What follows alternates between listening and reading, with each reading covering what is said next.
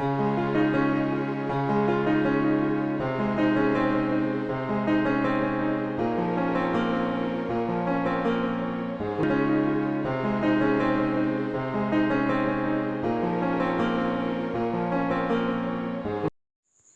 श्री राम, लक्ष्मण, सीता तीनों चित्रकूट धाम में विराजमान हैं और भगवान राम, सीता, लक्ष्मण जंगल में आनंद लेते हुए, ऋषि मुनियों से आशीर्वाद लेते हुए, जो 14 वर्ष का वनवास है, सप्त च वर्षाणि दंडकारण्यमाश्रित जटाचीर धरुराज्ञा प्रतिज्ञा मनुपालयन, 14 वर्ष का वनवास का काल भगवान श्री राम ने मुस्कराते हुए अपना व्यतीत किया।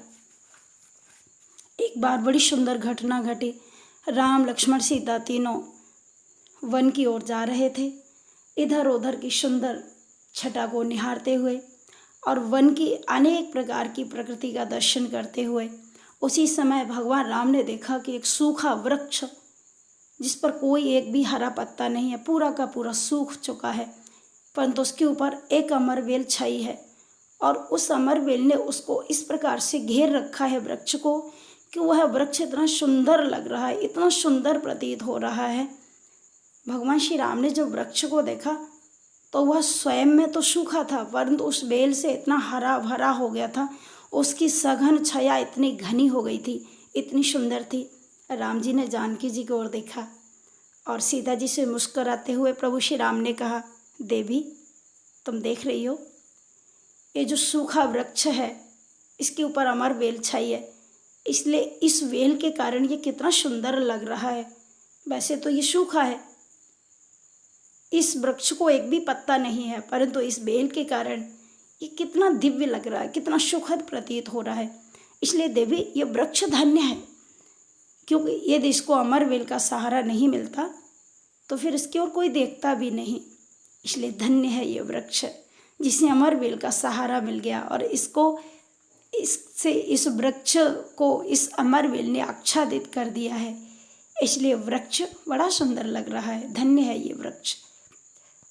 सीता जी ने कहा, प्रभु ये वृक्ष धन्य नहीं है, ये अमर वेल धन्य है। क्यों?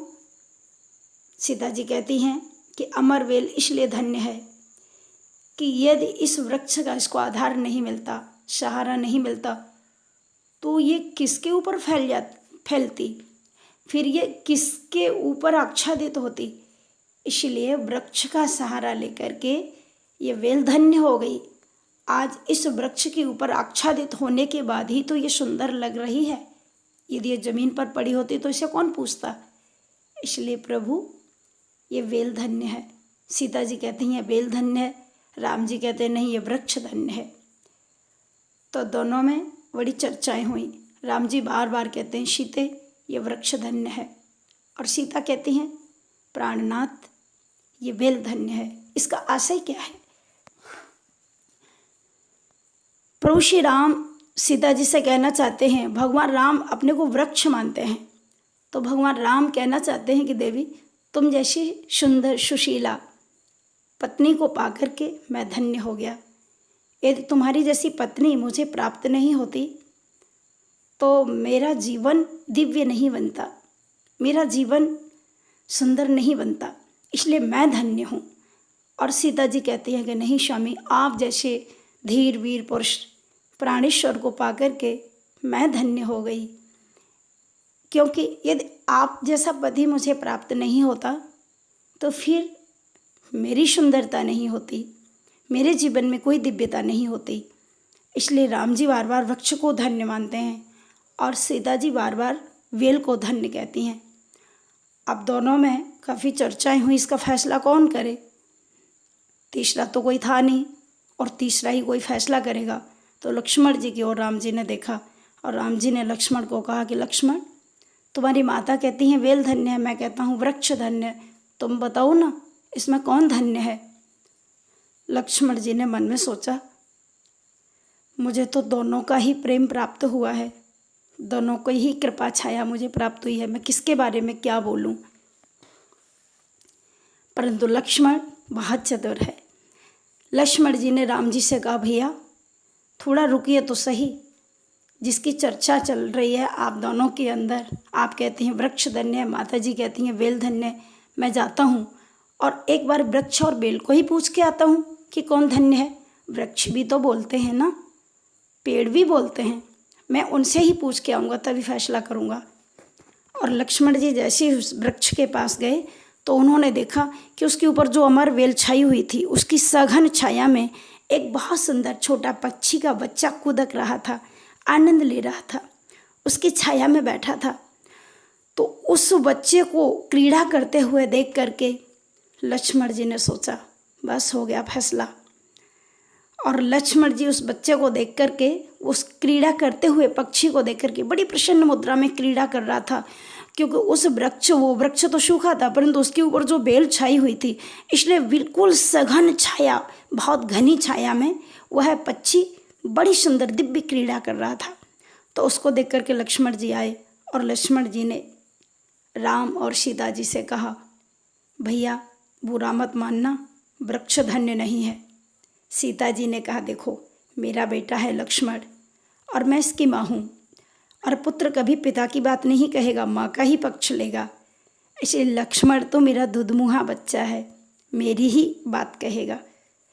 तो लक्ष्मण जी ने कहा, माता जी आप भी क्षमा करना मुझे, बेल भी धन्य नहीं है। सीता जी को ये अच्छा नहीं लगा। सीता जी ने कहा, अरे ये तो भैया का ही पक्ष ले रहे हैं।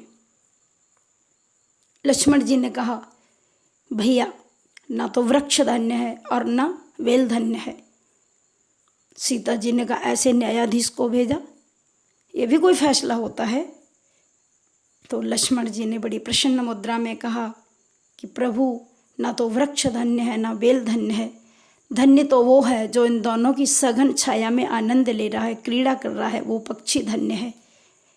क्योंकि उस पक्षी को वृक्ष और बेल दोनों का ही, उसको दोनों की ही छत्र छाया मिली है और दोनों की सघन छाया में वह आनंद ले रहा है, इसलिए वह पक्षी धन्य है, न वृक्ष धन्य है न बेल धन्य है। लक्ष्मण जी मानो कहना चाहते हैं कि भैया ना तो आप धन्य हैं ना माता जी धन्य हैं, धन्य तो ये लक्ष्मण है जो आप दोनों की कृपा छाया में आनंद ले रहा है, आप दोनों के स्नेह को ये पी रहा है और आप दोनों की सेवा इसे मिल रही है। और जहाँ पर राम सीता हैं, राम जैसे पिता, सीता जैसी माँ, वहाँ पर लक्ष्मण जैसे पुत्र को किसी प्रकार की कोई चिंता नहीं है। तो भैया ना आप धन्य हैं ना माता जी धन्य हैं, धन्य तो मैं हूँ जो आप दोनों का प्रेम मुझे मिला, आप दोनों का स्नेह मुझे मिला और आपकी कृपा की छाया जो हमें प्राप्त हुई। और इतना कहकर लक्ष्मण जी सीता और राम जी के चरणों में गिर गए। राम जी ने उठाया, हृदय से लगाया, माता जानकी जी ने लक्ष्मण के सिर पर हाथ स्नेह का घुमाया और प्रेम किया, स्नेह किया, दुलार किया, गोद में बिठाया। ये है लक्ष्मण की कुर्बानी, लक्ष्मण का त्याग, लक्ष्मण जी का समर्पण। इसीलिए ऐसे लक्ष्मण जी को कहा है तुलसीदास जी ने, बंदऊ लक्ष्मण पद जल जाता, शीतल सुभग भगत सुख दाता। ऐसे लक्ष्मण रघुपति कीर्ति विमल पताका, दंड समान भयो जस जाका। प्रभु श्री राम की विमल कीर्ति की जो ध्वजा फहराई तो वो किसने? बोले लक्ष्मण रूपी डंडे ने। यदि वो डंडा ही नहीं होता तो वो ध्वजा टिकता किस पर? इसलिए लक्ष्मण जो है वो डंडे के समान है और राम जी का जो निर्मल यश है वो ध्वजा के समान है। तो यदि डंडा मजबूत नहीं होगा तो ध्वजा नीचे आ जाएगा। इसलिए प्रभु श्री राम जी और सीता जी का प्रेम लक्ष्मण को प्राप्त हुआ। ऐसे लक्ष्मण जी से हमको ये शिक्षा लेनी चाहिए कि भाई भाई का प्रेम क्या होता है। श्री रामचरितमानस को पढ़ने से जन जन का कल्याण हो सकता है। श्री रामचरितमानस की चौपाइयों को जीवन में उतारें तो हमारा जीवन धन्य हो जाए।